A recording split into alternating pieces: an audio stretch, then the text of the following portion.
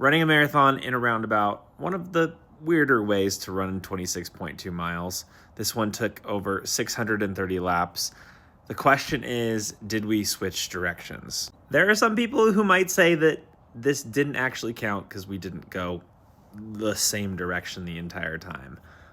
But if you were to look at this roundabout in real life and see how angled it is, it would be completely impossible to run the same direction. It just throws you off kilter so much. There have been some people who have run it one direction the entire time. Kudos to them, because that is absolutely insane.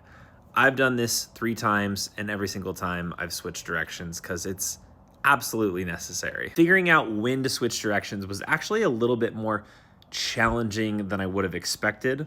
My 3 friends and I were the first people to ever run this marathon in this particular roundabout. We call it the whale-a-thon because it's around a whale, and we really had no idea what we were doing going into it. Initially, we were thinking about going by distance, and I think we started off by thinking like going 4 miles and then switching directions, but that didn't really make sense after we did some test runs.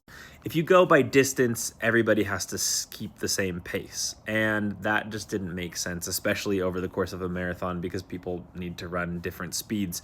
So what we ended up doing was time. This most recent year when we did the whale-a-thon, we had over 24 people finish and like 35 plus people in the roundabout at once. So calling those switches was kind of hectic.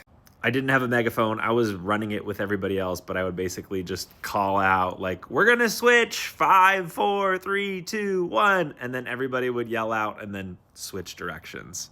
It was a little bit chaotic, but it made for a lot of fun. Switching directions is definitely helpful. It can ease some of the pain that inevitably comes from running on an angle in one direction, but it also can feel a little bit disorienting at first. I personally didn't have a favorite direction that I like to run, just body-wise. I did like to look at the cars coming towards me because it's kind of fun to see people's faces, but there were some people who did the marathon with us who really preferred going one direction over the other. When we first did the whale-a-thon, it was pretty easy. There were only 4 of us, so it was pretty easy to call out. We started out by switching every 30 minutes, and then by the end of the marathon, I think we ended up switching like every 15 minutes.